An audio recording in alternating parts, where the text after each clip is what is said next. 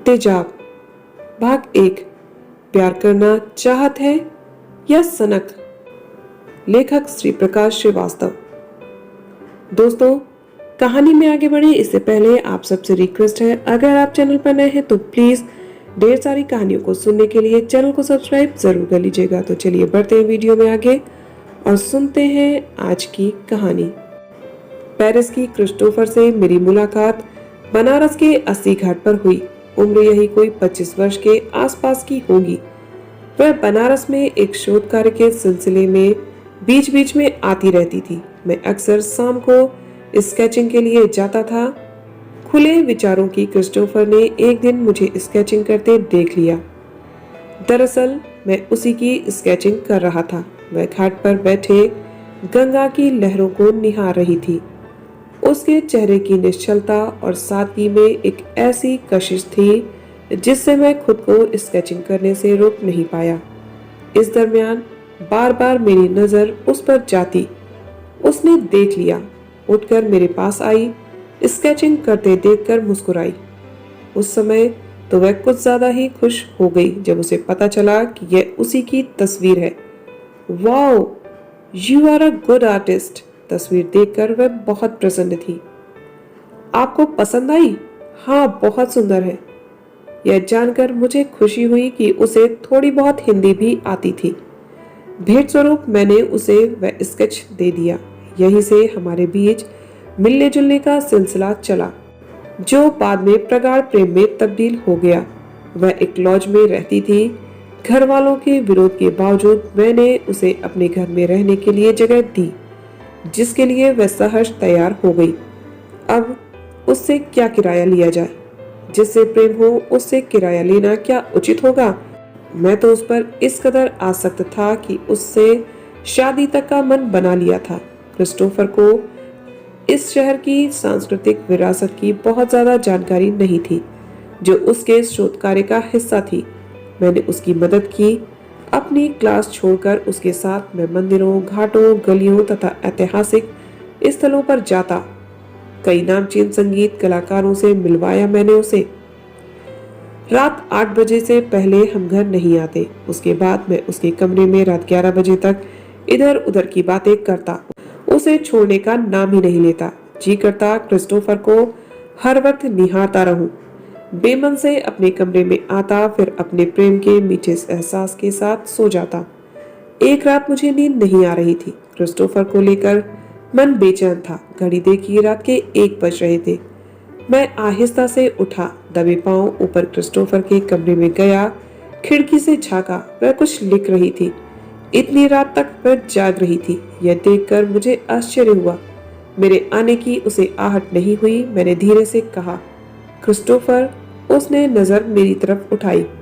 उस समय वह गाउन पहने हुई थी। उसका गुलाबी बदन पूर्णिमा की चांद की तरह खिला हुआ था। जैसे ही उसने दरवाजे की चिटकनी हटाई, मैं तेजी से चलकर कमरे में घुसा। दरवाजा अंदर से बंद कर उसे अपने बाहों में भर लिया। वह थोड़ी सी असहज हुई, फिर सामान्य हो गई। उस रात हमारे बीच कुछ भी वर्जित नहीं रहा। खुले विचारों की क्रिस्टोफर के लिए संबंध कोई मायने नहीं रखते, ऐसा मेरा अनुमान था, मगर मेरे लिए थे। जाहिर है वह मेरे लिए पत्नी का दर्जा रखने लगी थी। सिर्फ 7 फेरों की जरूरत थी या फिर अदालती मुहर। मैं उस पर इस कदर फिदा था कि उसके बगैर जीने की कल्पना भी नहीं कर सकता था। एक दिन क्रिस्टोफर ने मुझसे नैनीताल चलने के लिए कहा। भला मुझे क्या ऐतराज हो सकता था? घर वाले मेरे तौर तरीकों को लेकर आपत्ति जता रहे थे, मगर मैं उन्हें यह समझाने में सफल हो गया कि पेरिस में कलाकारों की बड़ी कद्र है। उसकी मदद से मैं एक ख्याति प्राप्त चित्रकार के रूप में स्थापित हो सकता हूँ। उन्होंने हमारे रिश्ते को बेमन से मंजूरी दे दी। 2 दिन नैनीताल में रहने के बाद हम दोनों कौसानी घूमने आए।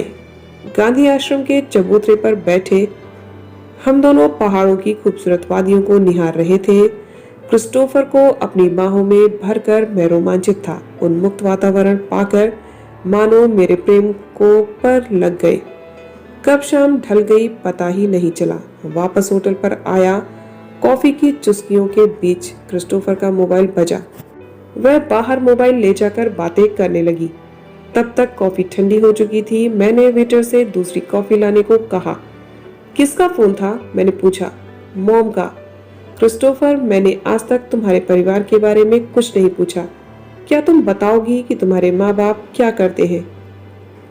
फादर मोटर मैकेनिक हैं, मॉम एक अस्पताल में नर्स है। 5 साल की थी जब मेरे फादर ने मेरी माँ को तलाक दे दिया था। ये मेरे सौतेले फादर हैं। मैं अपने फादर को बहुत चाहती थी, कहकर वह उदास हो गई। तलाक की वजह? हमारे यहाँ जब तक प्यार की कशिश रहती है तभी तक रिश्ते निभाए जाते हैं।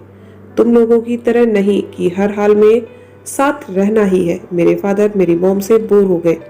उनका लगाव दूसरी औरत की तरफ हो गया। वही मॉम फादर के ही एक दोस्त से शादी करके अलग हो गई। इसे तुम किस रूप में देखती हो?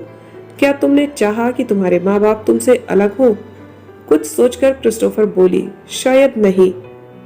शायद क्यों? मैंने पूछा। शायद इसलिए कि एक बेटी के रूप में मैं कभी नहीं चाहूंगी कि मुझे मेरे फादर के प्यार से वंचित रहना पड़े। मगर कहकर वह चुप हो गई। बोलो, तुम चुप क्यों हो गई? मैं अधीर हो गया।